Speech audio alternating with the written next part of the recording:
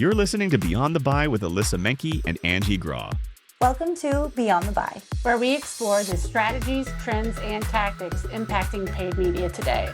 In today's episode, we are going to discuss some of those hidden costs behind not having a media strategy. Today you are on the hot seat as I have a whole list of questions here that I'm going to be asking you. Any thoughts up front before we just dive right in? Let's just dive in. Okay, let's do it. When you say media strategy, what do you actually mean? Right. So a media strategy is a lot like a blueprint for your media placements and really for your overall advertising. So it is going to be the structure that guides, the types of ads that you create as well as where you're going to place them. It really gives direction all the way through the marketing, ideations and implementations, as well as guiding how to track the success of those campaigns. So you're saying it's not just a list of ads? Definitely not just a list of ads. A lot goes into developing that plan. What is a common sign that you see when a company doesn't have a media strategy in place? Good question. So one thing that you may see for those who are buying ads but don't have the strategy, you're going to see some inconsistencies. A lot of times they'll end up with inconsistent messaging. So maybe you see one sort of message happening in social media, but something different happening in traditional, or even the imagery and things won't necessarily match up. So inconsistency is pretty key.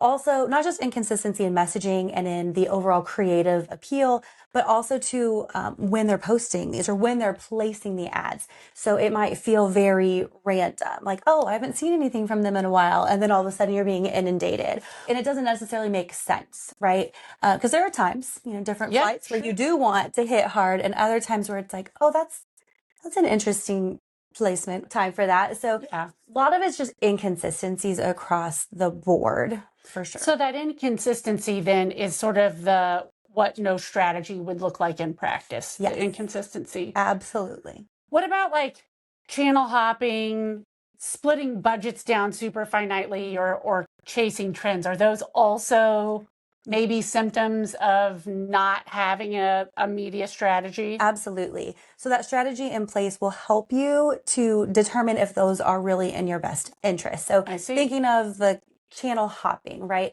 Small business owners, marketers, we all get hit up from, media agencies, different radio stations, television stations, online platforms. Everybody's reaching out to recommend their place for your media.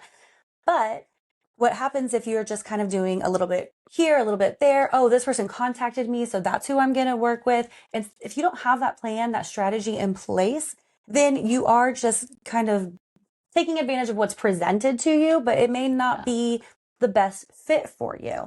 It might not be the right time block or the right program or the right channels, like those different kinds of things that kind of pop up. So the different hopping is really just feeling kind of overwhelmed and like, oh my gosh, sure, that sounds neat. Sure, that sounds neat.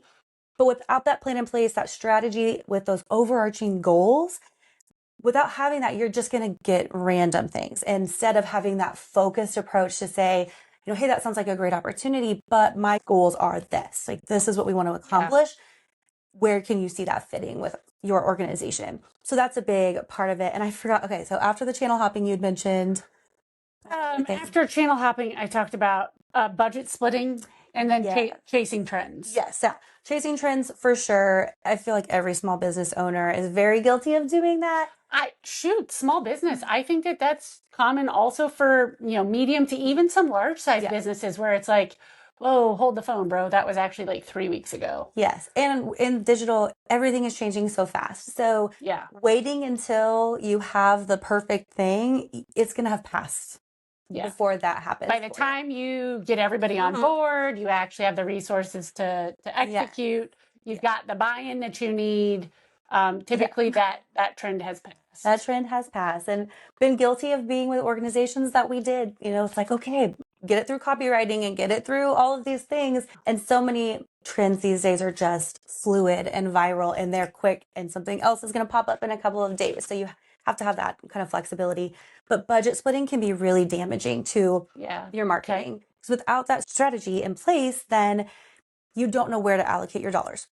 you don't necessarily know who you're marketing to, who you want to target, where they want to be reached with that kind of messaging, how frequently you should be doing this, whether it's a seasonal approach or it's an all year. Are we doing a branding campaign? Are we looking for people who are actually purchasing or registering for events? So your goals and everything are wrapped up in that strategy. And without having that, you're putting dollars all over the place without that guided structure. So you are going to end up with wasted spend, putting too much in one area, not enough in another. Yeah. And you won't know because you don't have that strategy, that blueprint walking you through.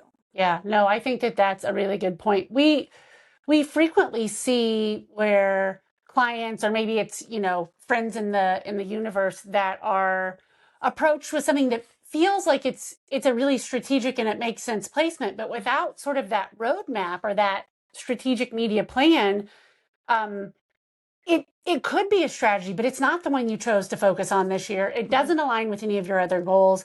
And so you're spending money that is now being pulled away from those things that really will. And then the other thing that I see a lot of is people that have maybe unrealistic ideas of how much their budget will allow them to reach. I don't know that it's maybe quite as true, or it's probably equally true, but I don't know that it happens as frequently on the traditional side as it does on the media side, where someone comes in and they're like, hey, I've got $1,000 and this product is good for all women over the age of 55 all across the country. Man, save your $1,000 because no one's going to see that ad more than once or twice, which just isn't enough to actually make them take that next step. And so it's really done nothing. Yes. Yeah. And that unfortunately happens a lot when you don't have the plan, you don't have the understanding, and maybe there is a little boost to revenue and you're like, okay, I want to do something. But without that structured plan in place, you're doing something ends up not being helpful because you may not get the reach. You may not get the frequency that you're really not going to get the reach of the frequency with that kind of a budget. So it's better to hold that back and potentially grow it, and then making sure that you have that overarching plan. We get caught up in the tactics, right? We get caught up in the everyday, like, okay, yes, I need to boost this post on social media, or I want to do this ad on the radio, or what have you.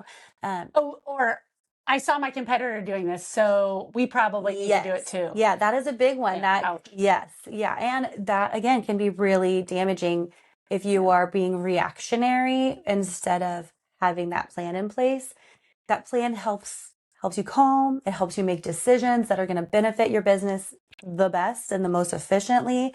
But it also gives you an out if you feel like you're in a position where somebody's asking you and it's more of a goodwill type of a thing. And that adds up, that compounds over time. You're getting hit up all the time as a business owner. So again, it gives you a polite out for those circumstances as well, to say, like, this year we're focused on X. So while this is a great opportunity, it's just not where our viewers are or our audience. Well, and also, if you think about it, saying no, but having a reason is also a really polite thing for that media rep, because then it gives them the information they need so that they do come back next time with something that is more strategically aligned with what you are trying to achieve that year. Absolutely.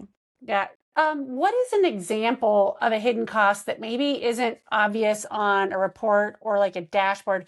For me, what comes to mind is like the human aspect, the labor aspect of everything that goes into these ads, whether it's the production, the brainstorming process that goes into it, the amount of actual work it physically takes to place and execute that plan. What are other hidden costs that you can think of? So I think about the potential long-term costs to your business, because if you have ads running that are confusing, convoluted, maybe it's misinformation or just miscommunication, it's not being received well, that one campaign can potentially damage your business for a long time or prevent people from coming back.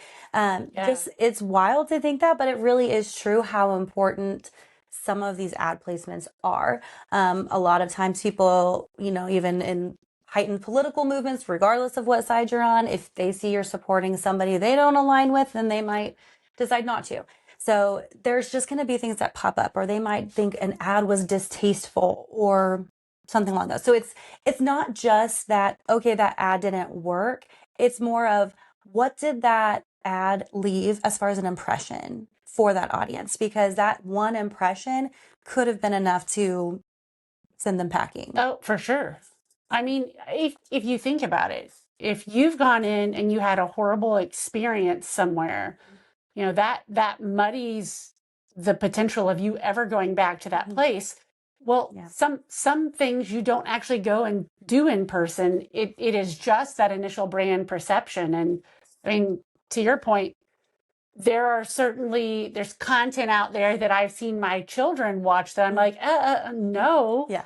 And whether that is true of what their brand really stands for as a creator or not, that was the one little like snippet that I saw that then puts them on the not to be watched list. Yes. And, Absolutely. you know, it might be that was really like just a blip in their content creation history where they don't really do a lot of those kinds of videos, but that's the one that I saw. And Yeah. I did not feel like my 10-year-old should be seeing it. So Yeah, no absolutely. longer on the list of acceptable video content. Yes, for sure. I mean, definitely the manpower, like you said, the kind of behind the scenes, the amount of work that goes into getting these ads placed when you're working with the paid media is very time consuming, a lot of creative iteration, a lot of back and forth. And so that definitely is a huge financial factor because that means somebody on your team is spending X amount of hours without it being aligned to a specific, KPI or goal that you have set out for the organization. How does a real media strategy help budgets go further over time? I mean, playing off of what you just said with that, creation of the ads, of your campaign concepts, when you've got that plan, there's some efficiencies in being able to build out the billboard, the display ads, the video, sort of all in one big push, as opposed to when you're kind of running all over the place, your creative team probably has a little bit of whiplash. Yes. And then also it elongates that time frame in which they're saying like iterations of that same messaging over and over, which one, obviously there's some brand control that can get a little bit loosey-goosey there. But we all kind of get sick of our brands or our current campaigns if it's been running long enough. Yes. And so I feel like that's another one of those things that's kind of a miss that doesn't help that budget expand on its value over time. What are some other thoughts you have about really how that media strategy allows your budget to really make the biggest impact possible from a media placement standpoint? Yeah. So one of the biggest parts of your strategy will be determining those goals that you have in your KPIs, your key performing indicators, so that you can track and determine how successful your campaigns are. When you don't have a strategy or plan in place, you don't necessarily have those metrics in mind, or the ability to then cross-check what you deem to be successful. Like, oh, we got all these clicks. Okay, but if your goal is sales, how many of those clicks really transition fully into becoming a sale? So without having that full understanding of what you want to accomplish, and then your tactics of how you're going to achieve said goal, and then also part of your plan comes down to how you're going to measure success. So is it clicks? Is it actual sales or, people registering or what have you? Without all of that in place, then you're just going to be spending extra money in other places. So you'll save on your creator time, like your creative team. If they have that full picture all at once, then they can create everything at once instead of having to go back and reopen and relearn. And you're just creating that comprehensive creative piece all at one time. Yeah. It will help it helps with your account service time, and it takes everything's just easier, when you're all on the same page and you all are working toward those same goals. So I guess not just enough to have the strategy in place, but making sure it's communicated to the different stakeholders so that we're all on the same page, moving toward those same goals, hitting these same tactics with the same, One, I think it's really important that you're letting sort of those, your executive team or whoever is looking over and making the ultimate decision of, was this marketing investment worthwhile? They need to be on board in terms of understanding that we're putting X amount of dollars in these tactics. And with each of these tactics, this is how we're going to measure, because it is not as easy for a digital placement to be measured in some instances as it is with a digital placement. So traditional placements don't necessarily drive tons of traffic to the website, and when they do, it's not like they're clicking this thing that has any like trackable mechanism to it. Are there some like things you can do to make it more trackable? Yes, but if the people don't go to .com/ whatever the landing page is, which a lot of us won't, then you can't track those. And so it becomes easy for your leadership team to see the big dollars that are associated with TV and be like, but that didn't drive the clicks.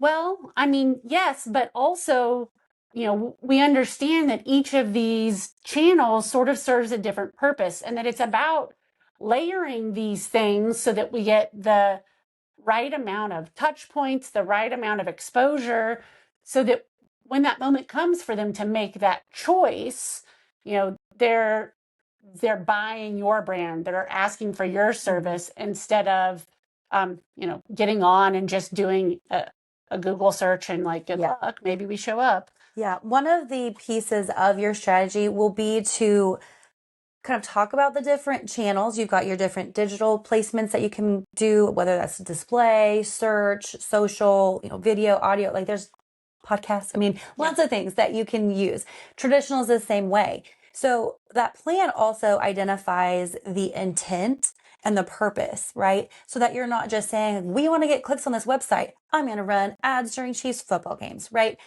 Okay. But like you said, very difficult to track if that's actually what's driving the traffic. You can do some things, but for a goal like I want to drive traffic to the website, there's some other channels that you should look at that will produce results that are easier tracked and more beneficial. That doesn't mean that you shouldn't necessarily be placing ads during the Chiefs football games, because perhaps that is your audience. For sure. But they might not be in the right mindset for purchasing or visiting the site, but you've got that awareness factor playing in. And so it's really just understanding the roles each of these media play, and then how it can best help you serve your overall goals. Yeah. Well, and also thinking a little bit about what is the time to purchase, right? Like there's a lot of value in just being out in front of folks a lot in a lot of places over time, when it's like the life cycle of that decision. It's a budget line item because it's a big ticket service or software or whatever. No one's going to see the ad in the middle of the football game and be like, oh, sign me up for one of those. Yes, absolutely. But I do agree there's different types of scheduling that would go into your different ads.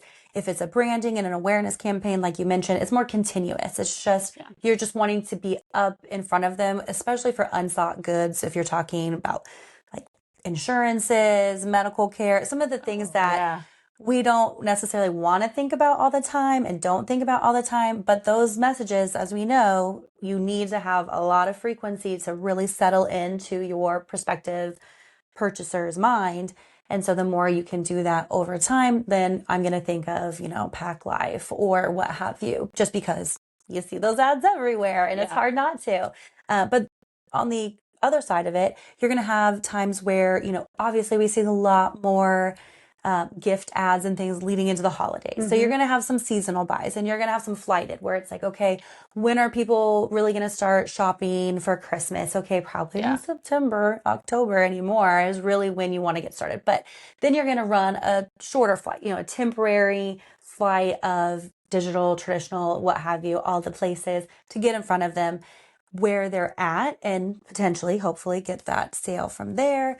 And then, there's just other times that you just kind of want to pop up when you have special events and things going on. So yes, knowing what those goals are, where to achieve them from your media, and then the how, as far as how are we going to place these? How do they work together to help our audience get to this desired end goal.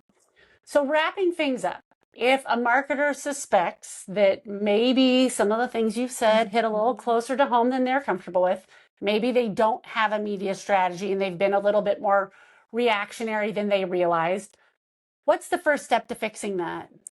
I would say if you have any media running right now and you feel as though you do not have a strategy or plan in place, I highly recommend just taking a step back and kind of putting a pause on things, which I know honestly scares a lot of people because it's just what we've always done. It's always been done this way, kind of a thing. But if you don't know why, if you can't say, if your question is why and they can't answer, it's a good indication that we need to pause then. Might be a problem. Yes, we just pause, take a step back, and then do the work, really delve into a full strategy plan, wherever you're at as far as your marketing team, if you're at the top or, maybe you're in the middle, wherever you're at, being able to speak with your peers, maybe the business owner, whomever, about what you want to do and why, they're going to be on board, right? If you can say like, hey, with a plan, we're going to be able to better budget. We're going to save money. We're going to have more effective campaigns. They're not going to be sad about that, right? So taking that break and really determining who you want to target, what you want to accomplish, how you're going to accomplish it, like really breaking everything down, setting up that plan before moving forward, you're going to be in a better place to show how successful your placements are. And then the business is just going to be in a better place because really it can only get better. So you're basically saying if I feel like maybe we aren't on the path of a strategic plan, I should put a pause on everything, maybe do a little bit of an audit, whiteboard things to see where they're at, make sure that we all understand how they're being measured and whether or not, particularly those things have been running for a while. Yes. Because that's what we've been doing. Yes. It's just always been there. Is it effective? Mm-hmm. If we don't know whether or not it's effective, do we have a way that we can measure it so that moving forward we can determine if it's effective? Absolutely. Yeah. Take a break. I know that can feel scary, but it's the best, a break doesn't have to be a long time. No, not at all. It doesn't. I'm not saying like for the year. It's more of like you said, take that break, do that audit, get a feel for what you're actually doing. And if you feel like it's working, but still like no matter what, even if you feel like it's pretty successful, still highly recommend that plan and that strategy to prove it, right? Like we love data. We're data-centric people. And the more you can do to prove how successful it really is, based on those KPIs for your organization, the more successful you're going to be, the happier your bosses will be, the better you'll feel if you're the business owner. It's just going to please everyone. If we could leave the viewers with just one sort of final thought, what would that be? Oh gosh. Don't be afraid of a media plan or strategy because I think it sounds daunting and also it should be part of your marketing plan, but it's going to be separate, right? Like it's its own piece that's within it. So it sounds like a lot. It sounds daunting, but you probably already know a lot of what's in there. Yeah. It's just refining it, putting it to paper, and that just ensures that moving forward, you're going to have consistency across the board. And for future individuals as well, you want to have that kind of succession plan and set people up to do well. So don't be afraid, just dive in.